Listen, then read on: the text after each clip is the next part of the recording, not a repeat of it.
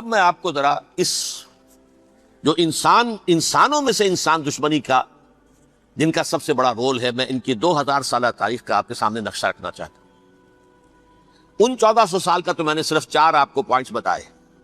موسیٰ سے عیسیٰ تک 1400 برس علیہ الصلوۃ والسلام، 2 مرتبہ عروج، 2 مرتبہ زوال، اشیریوں کے ہاتھوں پٹوائی، بابلیوں کے ہاتھوں پٹانا، گریکس کے ہاتھوں مرمت، رومنس کے ہاتھوں مرمت۔ یہ جو 2000 سال ہے، کیونکہ اب تو ظاہر بات ہے 21ویں صدی شروع ہو گئی، 20 صدیاں حضرت مسیح کو پوری ہو گئی۔ پہلی بات نوٹ کیجئے، حضرت مسیح کی پیدائش ہے سن 1 قبل مسیح۔ یہ نقطہ آپ نے کبھی سنا یا نہیں؟ جب ملینیم کا سلسلہ شروع ہوا تھا پچھلے سال، تو میں نے بیان کر دیا تھا کہ ایک عجیب حساب کے اندر انہوں نے غلطی کی ہوئی ہے۔ حضرت مسیح کی پیدائش ہوئی 25 دسمبر کو، سن انہوں نے شروع کر دیا، اس کے بعد جنوری آئی تو پہلا سال شروع ہو گیا۔ اگر جنوری سے پہلا سال شروع ہوا تو یہ 6 دن جو ہے تو اس کے پچھلے سال میں تھے، لہذا کہا جائے گا کہ Jesus Christ was born 1 year before Christ BC۔ تو 1 قبل مسیح میں حضرت مسیح کی پیدائش ہوئی۔ یہ آخری اسرائیلی نبی اور رسول۔ یہودی علماء کی مخالفت، دشمنی، سولی پر چڑھوا دینا میں بیان کر چکا ہوں۔ سن 33 عیسوی میں جبکہ حضرت مسیح کی عمر 33 برس تھی، اللہ تعالیٰ نے انہیں زندہ آسمان پر اٹھا لیا، لیکن یہودیوں نے اپنے خیال کے مطابق انہیں سولی پر چڑھوا دیا، ان کی موت واقع ہو گئی۔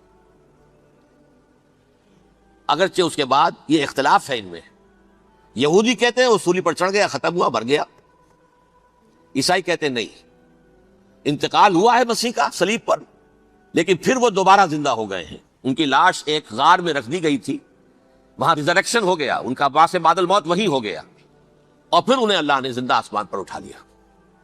تو ہمارے اور عیسائیوں کے درمیان نوٹ کر لیجئے، یہ چیز مشترک ہے کہ حضرت مسیح آسمان پر زندہ اٹھائے گئے۔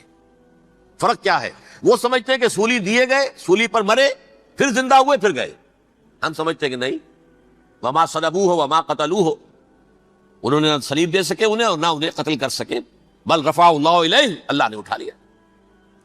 پھر ہمارا اور یہ اس کا عیسائیوں کا ایک اور اتفاق ہے، سیکنڈ کمنگ آف جیسس، حضرت مسیح دوبارہ آئیں گے، یہ عیسائیوں کا بھی عقیدہ ہے اور ہمارا بھی۔ بہرحال تو جیسا کہ میں نے عرض کیا کہ اس وقت یہ عذاب استیصال، عذاب اکبر کے مستحق ہو چکے تھے، لیکن اللہ نے ان کی مدت دراز کی ہے، لیکن ان پر دنیاوی عذاب کا ایک کوڑا جو ہے اللہ تعالیٰ کی طرف سے اسی وقت برسا۔ دنیاوی عذاب دنیا میں رہتے ہوئے ختم نہیں کیا۔ 37 برس بعد حضرت مسیح کے رفع سماوی کے 37 برس بعد سن 70 میں یہودیوں نے بغاوت کی رومیوں کے خلاف۔ رومی ٹائٹس جنرل تھا ایک، اس نے پھر جو حملہ کیا ہے، 1,33,000 یہودی ایک دن میں قتل کیا یروشلم میں، اور ہیکل سلیمانی گرا دیا۔ وہ ہیکل پہلے بھی گرا تھا، پہلے 1400 سال کے دوران میں بھی نبوکدنضر نے گرایا تھا، لیکن پھر اس کے 150 سال بعد انہوں نے دوبارہ بنا لیا تھا، اس لیے وہ اسے سیکنڈ ٹیمپل کہتے ہیں۔ پہلا ٹیمپل جو حضرت سلیمان نے بنایا تھا، نبوکدنضر نے گرا دیا 587 قبل مسیح میں، پھر دوبارہ انہوں نے 150 سال کے بعد بنا لیا۔ وہ اس تاریخ کا حصہ ہے، میں نے جس کے بارے میں آپ کو تفصیل نہیں بتائی۔ اس میں یہ ہوا سن 70 میں وہ گرا دیا گیا، وہ آج تک گرا پڑا ہوا ہے۔ نمبر 2، یہ کہہ دیا گیا کہ یہودیوں اس ارض فلسطین سے نکل جاؤ، تم یہاں نہیں رہ سکتے اب۔ لہذا جس کا جہاں سینگ سمایا چلا گیا، یورپ میں چلے گئے، ایشیا میں آ گئے، عرب میں آ گئے یہ 3 قبیلے جو رات بھی میں نے عرض کیا تھا، بنو قینقاع، بنو نذیر اور بنو قریظہ، یہ وہاں سے آ کے مدینے میں آباد ہو گئے۔ جس کا جہاں سینگ سمایا، افریقہ میں، ہندوستان میں، جہاں چلے گئے۔ ڈایاسپورا اسے کہتے ہیں، وہ آپ نوٹ کر لیجیے اس لفظ ڈایاسپورا، ہمارا دور انتشار، جبکہ ہمیں ہماری اصل سرزمین تو فلسطین ہے، حضرت ابراہیم کا مسکن، حضرت اسحاق، حضرت یعقوب کا مسکن فلسطین، یہ ہے ہماری اصل جاگیر، یہ تو ہماری جدی پشتی جاگیر ہے، لیکن یہاں سے نکال دیے گئے سن 70 عیسوی میں، اور وہاں سے لے کے 1917 تک ان کا ڈایاسپورا جاری رہا۔ یہ دور انتشار ہے۔ اس دور انتشار کے چند حصے ہیں جس کو میں چاہتا ہوں کہ آپ علیحدہ علیحدہ سمجھ لیں. دور انتشار کا جو پہلا جو ہے تقریباً 300 برس رومی حکمران تھے. وہ یہودیوں کے بھی دشمن تھے اور عیسائیوں کے بھی دشمن تھے. عیسائی اور یہودی ایک دوسرے کے بھی دشمن تھے، لیکن رومی سمجھتے تھے کہ یہ ایک ہی تھیلی کے چٹے بٹے ہیں. رومیوں کے نزدیک عیسائی بھی یہودیوں ہی کا ایک فرقہ تھے، کوئی علیحدہ مذہب تو تھا ہی نہیں. لہذا رومی جو ہیں رومنز وہ ان دونوں کو ستاتے تھے، مارتے تھے، اور یہ آپس میں لڑتے تھے. یہودی عیسائیوں کو مارتے تھے، عیسائی یہودیوں کو مارتے تھے. یہ ہے 300 برس تک کی تاریخ. سن 300 عیسوی میں کیا ہوا؟ ایک معجزہ ہو گیا. بہت عظیم ایمپرر کانسٹنٹائن، قسطنطین اعظم، رومن ایمپررز میں سے بہت بڑا ایمپرر، وہ عیسائی ہو گئے. اب تو معاملہ بالکل تلپٹ ہو گیا، پوری سلطنت عیسائی ہو گئی. اب عیسائیوں کے عیش ہو گئے اور یہودیوں پہ مار پڑنی شروع ہوئی. اب عیسائیوں کا آپ خود سوچئے کہ جنہیں وہ خدا بنا بیٹھے ہیں، خدا کا بیٹا قرار دے رہے ہیں، ان کے قاتل کون؟ یہودی بدماش. لہذا ان کی وہ پٹائی شروع ہوئی ہے یورپ میں، پوری رومن امپائر میں. انہیں ذلیل کیا گیا، شہروں میں آمد بند، علیحدہ رہو، گھیٹوز کے اندر رہو. یہودی کا نام جو ہے وہ گالی بن گیا، جیسے آج بھی یہودی گالی کہتے ہیں، جیسے خنزیر کا لفظ. آخر وہ بھی اللہ کی مخلوق ہے، لیکن آپ کو معلوم ہے کوئی شخص زبان پر نام نہیں لانا چاہتا خنزیر کا، سور کا. ہے تو مخلوق، وہ بھی ایک حیوان ہے. ایسے ہی یہ ہے یہودی گالی، گالی. لہذا ایک طرف تو ان دونوں کے درمیان دشمنی، جس کو قرآن کہتا ہے وَأَغْرَيْنَا بَيْنَهُمُ الْعَدَاوَةَ وَالْبَغْضَاءَ، ہم نے ان کے مابین دشمنی جو ہے پیدا کر دی. اور جب یہ پوری سلطنت عیسائی ہو گئی تو قافیہ تنگ ہو گیا یہودیوں کا. اب آئیے 571 عیسوی، یعنی جبکہ ڈائسپورا کو کتنا عرصہ ہو چکا تھا؟ 500 برس. سن 70 سے شروع ہوا نا ڈائسپورا، جب ٹائٹس نے گرایا ہے ہیکل کو اور نکال باہر کیا انہیں فلسطین سے، بھاگ جاؤ یہاں ایک یہودی بھی نہیں رہے گا، فلسطین سے نکال دیے گئے. اس کے پورے 500 برس بعد سن 571 عیسوی میں حضور کی پیدائش ہوئی، ولادت با سعادت محمد رسول اللہ صلی اللہ علیہ وسلم. 610 میں آپ پر وحی کا آغاز ہوا. لیکن حضور کے ساتھ ان کا معاملہ کیا رہا؟ اول تو جبکہ حضور ابھی مکہ ہی میں تھے، یہودیوں نے ریشہ دوانیاں شروع کر دی حضور کے خلاف. قریش مکہ کو سکھاتے تھے، پڑھاتے تھے، ان سے یہ پوچھو، ان سے یہ پوچھو، انہیں اس طرح تنگ کرو، ان سے یہ امتحان لو، یہ آپ کے علم میں ہے.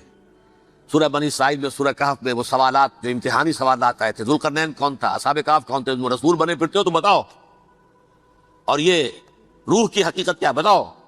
یہ ساری ریشہ دوانیاں کر رہے تھے بیٹھے ہوئے ابھی وہیں پر. حضور ابھی پہنچے بھی نہیں.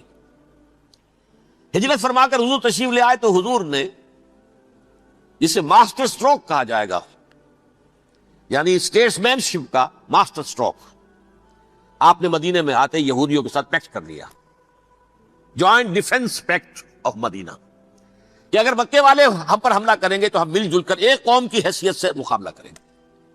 یہ میثاق مدینہ کہلاتا ہے، جس کے بہت غلط معنی پہنائے جا رہے ہیں آج کل. بہرحال میں موضوع میرا چونکہ یہ نہیں، میں ادھر نہیں جاؤں گا.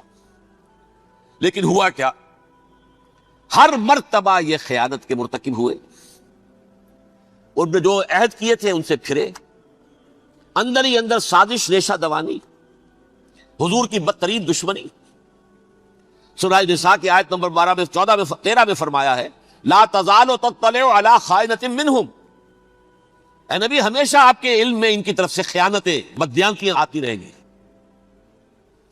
اور بار بار وہ مسلسل جنگ کی آگ بھڑکاتے تھے. قریش کو دعوت دیتے، آؤ آؤ آؤ، ہم اندر سے بغاوت کر دیں گے، تم آؤ تو صحیح، ختم کریں محمد کو اور اہل ایمان کو صلی اللہ علیہ وسلم رضی اللہ تعالی عنہ اجمعین. لیکن پھر جب وہ آتے تھے تو یہ دبک جاتے تھے، ان میں ہمت نہیں تھی. میدان کے مرد نہیں رہے تھے. کہ سورہ حشر میں ان کا نقشہ کھینچا گیا ہے. کھلے میدان میں مقابلے کی اس کے اندر صلاحیت ہی نہیں ہے. یہ تو فصیلوں کے پیچھے سے، جیسے عورتیں کہیں دیہات میں لڑائی ہوتی ہے تو مرد جو ہے گلیوں میں لڑتے ہیں، عورتیں اوپر سے پتھر پھینکتی ہیں، بس وہ کام یہ کر سکتے تھے. من ورائے جدر، فصیلوں کے پیچھے سے، جنگ میں میدان میں نہیں آ سکتے. بہرحال قرآن مجید میں ہے یہ سورہ مائدہ کی آیت نمبر 64، کلما اوقدوا نارا للحرب اطفاها اللہ. اکثر و بیشتر مواقع پر تو یہ جب آگ بھڑکاتے تھے جنگ کی، اللہ اسے بجھا دیتا تھا. لیکن بہرحال اس کے باوجود جنگیں ہوئی، غزوہ بدر اور غزوہ احد ہوئی کہ نہیں، یہ ساری اس اصل شرارت میں. اور اس کے نتیجے میں حضور نے پھر ایک ایک کر کے 3 قبیلوں کو سزا دی. غزوہ بدر کے فوراً بعد بنو قینقاع نکالے گئے مدینے سے، غزوہ احد کے فوراً بعد بنو نذیر نکالے گئے، اور غزوہ احزاب کے بعد بنو قریظہ نکال دیے گئے. یہ تو میں نے آپ کے سامنے رکھ دیا صرف حضور کے زمانے میں ان کا کیا رویہ رہا. دشمنی، رات بھی ہم نے وہ آیت پڑھی تھی، لَتَجِدَنَّ أَشَدَّ النَّاسِ عَدَاوَةً لِلَّذِينَ آمَنُوا الْيَهُودُ وَالَّذِينَ أَشْرَكُوا. اہل ایمان کی دشمنی میں شدید ترین تم پاؤ گے یہودیوں کو اور مشرکین. مشرکین بھی بعد میں ہے، پہلے یہودی.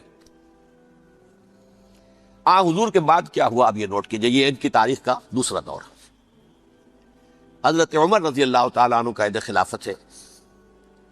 بیت المقدس کا محاصرہ کیا گیا، فصیل بڑی اونچی، شہر اندر سے سیلف سفیشنٹ، حملے کا راستہ کوئی نہیں. محاصرہ طول کھینچ رہا ہے لیکن ان کے پاس رسد بھی موجود ہے، پانی بھی موجود ہے، وہ دروازے بند کر کے بیٹھے ہوئے. بالآخر اللہ تعالیٰ کی مشیت کا ظہور کیسے ہوا؟ ان کے کچھ علماء آئے فصیل پر، کہا دیکھو مسلمانوں، تم قیامت تک بھی یہاں پڑے رہو گے محاصرہ کر کے، ہمارا یہ شہر فتح نہیں ہوگا.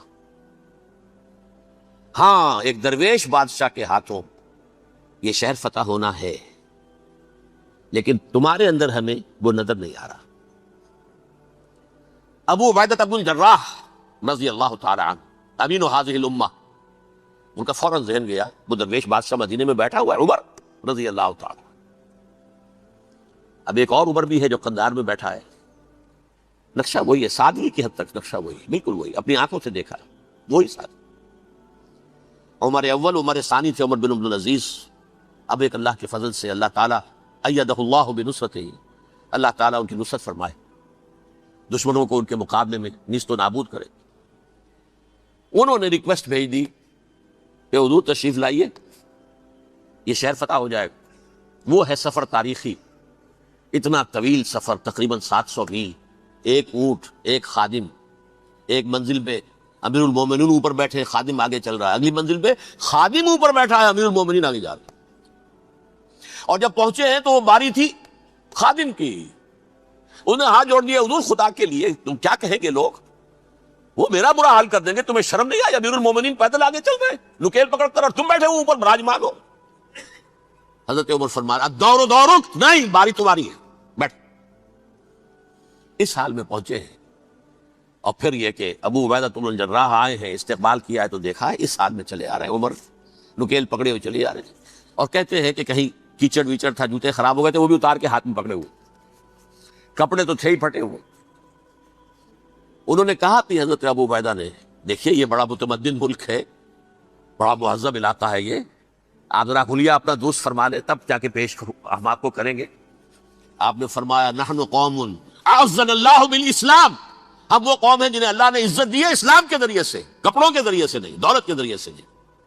اسی حال میں گئے ہیں. اوپر سے انہوں نے کھڑے ہو کر نشانیاں دیکھی، اپنی کتابیں کھولی، ہاں یہ وہی ہے. اچھا لو جی سرنڈر، شہر تمہارے ہاتھ میں. خون کا ایک قطرہ نہیں بہا اور بیت المقدس فتح ہو گئی. لیکن اس وقت حضرت عمر نے ایک نرمی یہ کی کہ یہودیوں کے لیے بھی اسے اوپن سٹی قرار دے دیا. یہ احسان عظیم حضرت عمر کا. اس سے پہلے یہودی آ ہی نہیں سکتا تھا، داخل ہی نہیں ہو سکتا تھا، وہاں وہ آ کر وزٹ نہیں کر سکتا تھا، زیارت نہیں کر سکتا تھا اپنے مقدس مقامات کی. حضرت عمر نے یوں سمجھیے کہ تقریباً 550 برس کے بعد ان کے لیے راستہ کھولا ہے کہ ہاں تم آ سکتے ہو، زیارت کر سکتے ہو. لیکن یہ عیسائیوں نے لکھوایا معاہدے کے اندر، انہیں یہاں آپ آباد ہونے کی اجازت نہیں دیں گے، لیکن کم وزٹ دی پلیسز، دیکھیں زیارتیں کریں اور جائیں. یہ معاہدہ حضرت عمر کا ہے رضی اللہ تعالیٰ، جو پھر خلافت راشدہ کے بعد بنو امیہ نے بھی اس کو آرڈر کیا، بنو عباس نے کیا. پھر جو ہمارے یہ ترکوں میں اندر خلافت آئی تو ترک خلفاء نے بھی اس معاہدے کی پوری پابندی کی. فلسطین میں آ سکتے ہیں یہودی، صرف زائرین کی حیثیت سے، وہاں آباد نہیں ہو سکتے. اب آئیے اگلا دور آیا حضرت عثمان کا دور خلافت. یہ ہے وہ وقت کہ اب یہود نے امت مسلمہ کی پیٹھ میں چھرا گھونپا۔ وہ کیسے؟ ایک یہودی عبداللہ ابن سبا اسلام کا لبادہ اوڑھ کر آ گیا، معاشرے کا جائزہ لے لیا، ان میں بنو ہاشم اور بنو امیہ میں جو پرانی کشاکش تھی اس کے کچھ نہ کچھ جراثیم باقی ہیں، اگر ان کو ذرا بھڑکا دے تو مسلمانوں میں انتشار پیدا ہوتا ہے۔ کہا یہ عثمان کون ہے؟ یہ تو بنو امیہ میں سے ہے، یہ حق تو بنو ہاشم کا ہے، خلافت ان کے پاس ہونی چاہیے، محمد کے تو رشتہ دار وہ ہے صلی اللہ علیہ وسلم۔ عوام الناس کے اندر بات پھیلنی شروع ہوئی، پھر ایک بڑی سازش کے انداز میں حضرت عثمان کے خلاف پروپیگنڈا، حضرت عثمان کے جو عاملین تھے، گورنر تھے، ان کے خلاف پروپیگنڈا، اور ایسی ہوشیاری کرتے تھے کہ کوفے کے حاکم کے خلاف کچھ نہیں کہنا، اجی مصر میں یہ ہو رہا ہے، اجی شام میں یہ ہو رہا ہے، اجی یہ جو عثمان ہے وہ یہ کر رہا ہے، یہ ظلم ہو رہا ہے، یہ لوٹ مار ہو رہی ہے، یہ خیانتیں ہو رہی ہیں۔ اب نہ تو اس زمانے میں مینز آف کمیونیکیشن، کیسے تصدیق کریں؟ افواہیں تو آپ آج کراچی کے اندر شروع ہو جائے تو پتہ نہیں چل سکتا کسی کو کہ کیا اس میں صداقت ہے کیا جھوٹ ہے، اور بری بات جو ہے فطرت انسانی کی کمزوری ہے وہ فوراً قبول کرتا ہے، کسی کے بارے میں اچھی بات ماننے کو تیار نہیں ہوتا لیکن بری بات تو فوراً تیار۔ بہرحال یہ فتنہ انہوں نے اٹھایا، حضرت علی کی الوہیت کا فتنہ اٹھایا، حضرت عثمان کے خلاف الفتنۃ الکبریٰ برپا کیا، حضرت عثمان شہید ہوئے، اس کے بعد 5 برس تک مسلمان ایک دوسرے کی گردنیں کاٹتے رہے، باہمی خانہ جنگی ہوئی، امت کو وہ زخم لگایا ہے جو آج تک جس سے خون رس رہا ہے۔ یہ شیعان عثمان اور شیعان علی تھے جو بعد میں پھر سنی اور شیعہ ہو اور آج تک ہے۔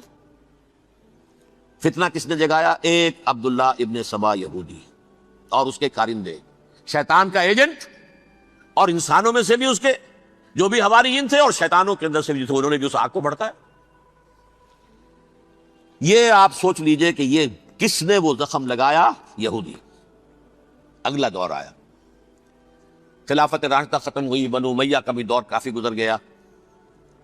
طارق ابن زیاد 712 عیسوی میں حملہ کرتے ہیں اسپین پر۔ اسپین اس وقت عیسائیت کا بہت بڑا گڑھ، بڑے کٹر ترین عیسائی جو ہے وہ اسپین میں تھے، لہذا یہودیوں کی وہاں بہت پٹائی ہوتی تھی، میں بتا چکا ہوں، دشمنی تھی ان کی تو چلی آ رہی تھی عیسائیوں کے ہاتھوں یہودیوں کی، وہ تو سن 300 عیسوی سے ایمپرر کانسٹنٹائن کے بعد سے شروع ہو گئی تھی۔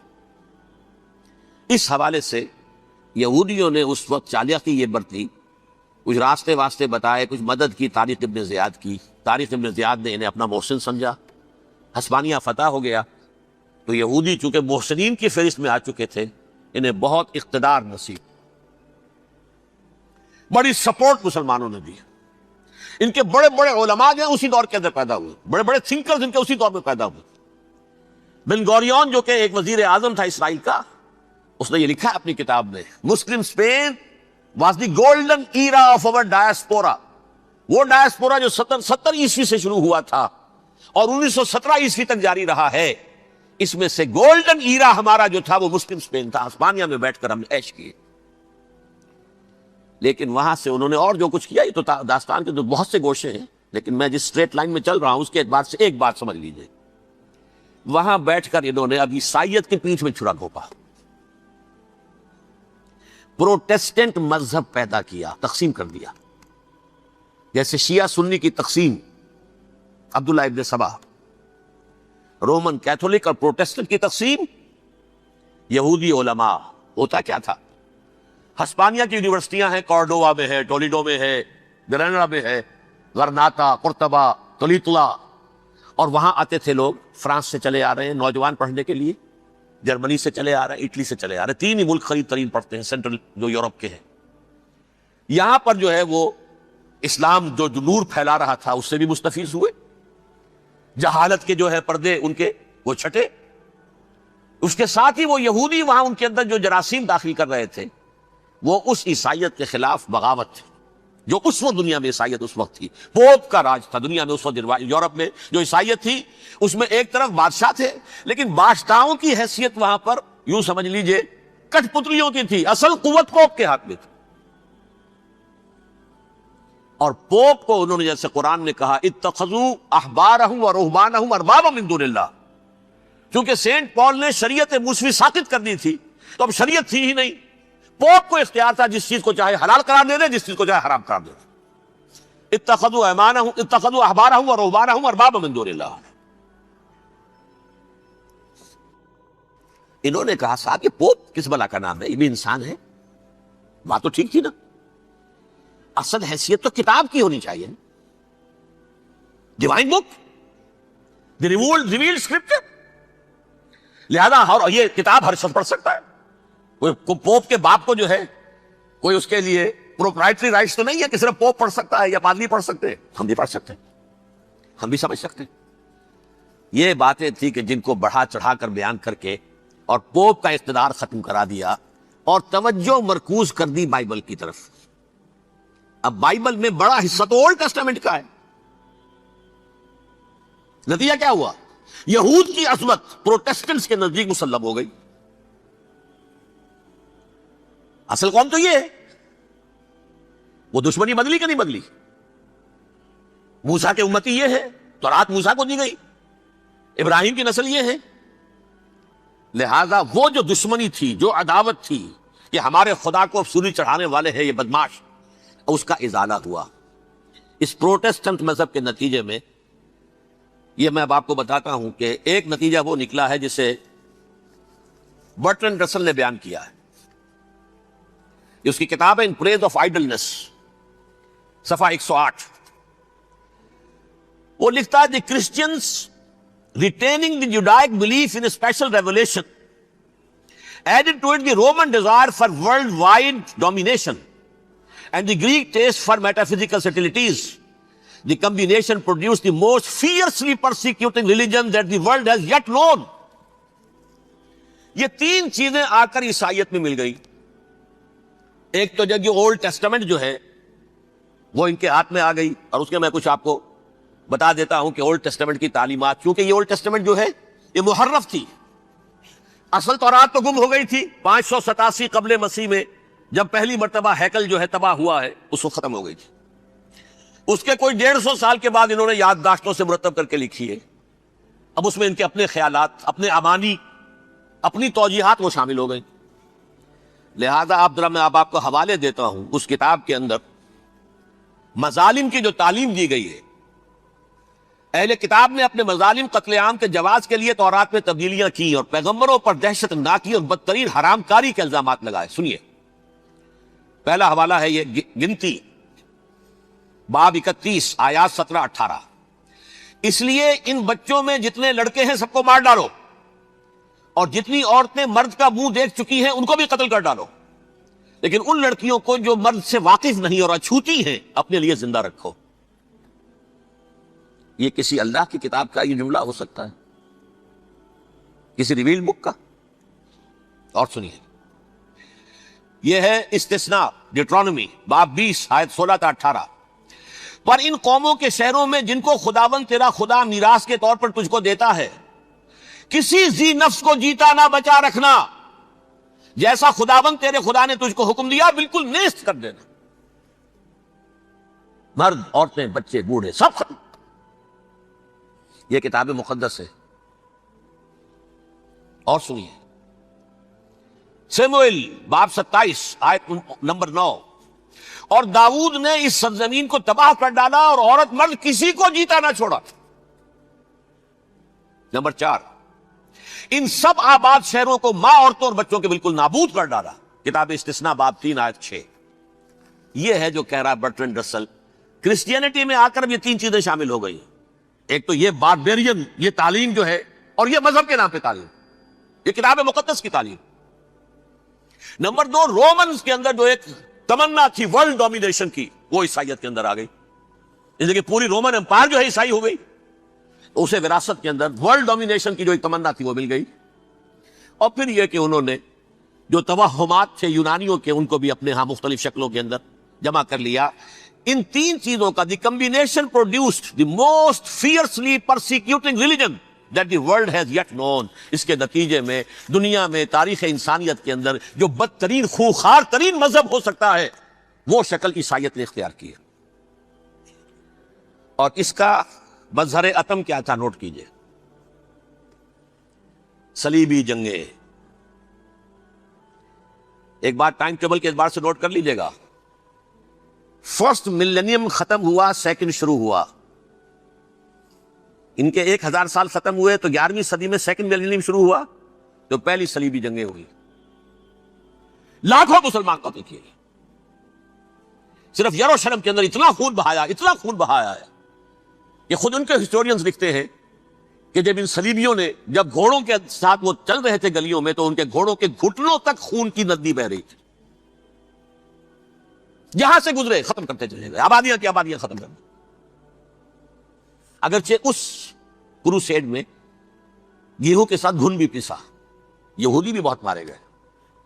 یہ فرانس سے، جرمنی سے جب یہ کروسیڈرز آ رہے تھے 3000 میل کا سفر طے کرتے آئے تھے. سوچئے تو صحیح، اربن ثانی پوپ جو تھا آگ لگا دی تھی اس نے پورے یورپ کے اندر. شرم سے ڈوب مرو، تمہارے مقدس علاقے مسلمانوں کے ہاتھ میں. انفیڈلز، یہ کافر، یہ مرتد، یہ ملحد. مسیح جہاں پیدا ہوا، مسیح کو جہاں سولی دی گئی، وہ کہاں ہے؟ ان کے ہاتھ میں. وہ آگ لگائی ہے، 3000 میل کا فاصلہ طے کر کے یہ قومیں آئی ہیں وہاں، اور جو تباہی مچائی ہے انہوں نے. تاریخ انسانی میں ایسی بربریت کی کوئی مثال. اور یہ ان کے اپنے ہسٹورینز لکھتے ہیں. شرم کے مارے ایسے محسوس ہوتا ہے جیسے ان کی گردنیں جھکی جا رہی ہیں.